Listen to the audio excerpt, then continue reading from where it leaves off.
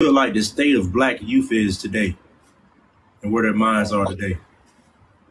Uh, there's no hope, or there's no hope. The state where they at is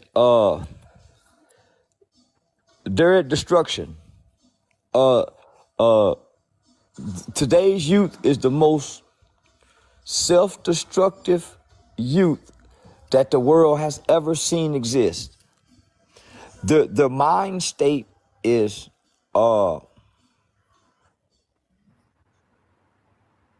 this is a it's natural to rebel as children, as young people. It's natural to have some form of resentment toward authorities and adults during your adolescent stage. But this group of children in this era, they're not getting to make it out their adolescent stage because they're hateful children. I'm a fan just like you is a Tupac, Mr. Charleston, right? I'm a fan. I came up in the 80s just like you have. I'm a fan of Pac. When I listen to Pac, it's like he's talking about this generation of kids. I got out of that when I listened to him. He was. About this generation of kids. He wasn't talking about us.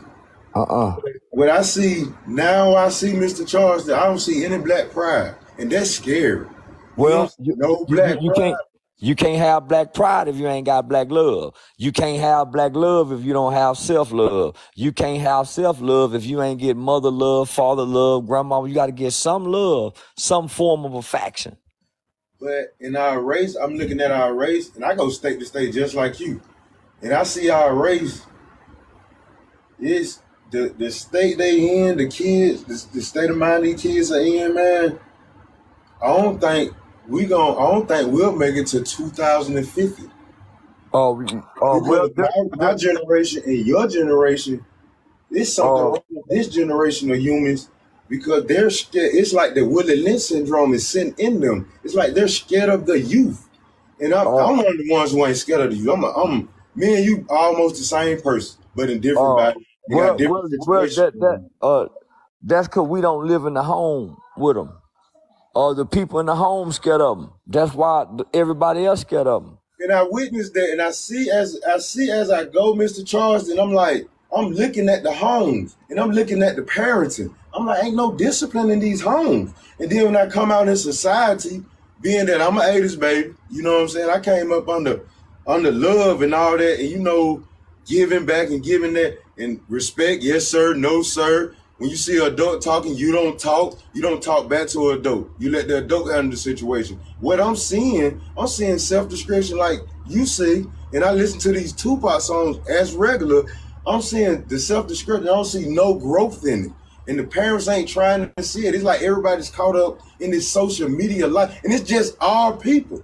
Because I go around to different states. It's the Mexicans working, their kids working. I have all my friends are from international from overseas and all that. All of them are working people, working families. I got Mexican friends, Jamaican friends, Haitian friends, and all their families together. And I only see this happening to the Black Americans. That's the only people I see this happening to.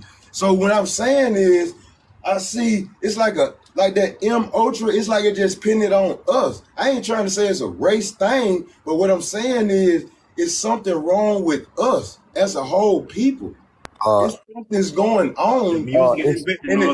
And this music is not affecting these other kids. I'm going to these households where these other kids and other races are. Their kids are not acting like our kids. I think this problem came from when we was young. I heard kids used to say this, man, when I grow up, I'm not going to raise my kids like that. But then I used to go to church, and they used to always say, spare the rod, spare the kid. And now I get it. And we're in a predicament right now where the kids have no God. Nobody's teaching about God. No one wants to go to church. Everything's corrupt. Brother, did you come to preach or you gonna let me talk too? Oh, I'm sorry, sir. Fam, you left out the crack era because no other race was giving crack like us. You left out the civil rights generation when they came in and put the welfare down. They didn't do that to nobody else. You left out the fact, nigga, that we come from slavery, so we always play behind the 8 ball with everything against us when we step out the house, whether that's going from public schools to daycare. Homie, that's intentionally done against us. That's why it's only us.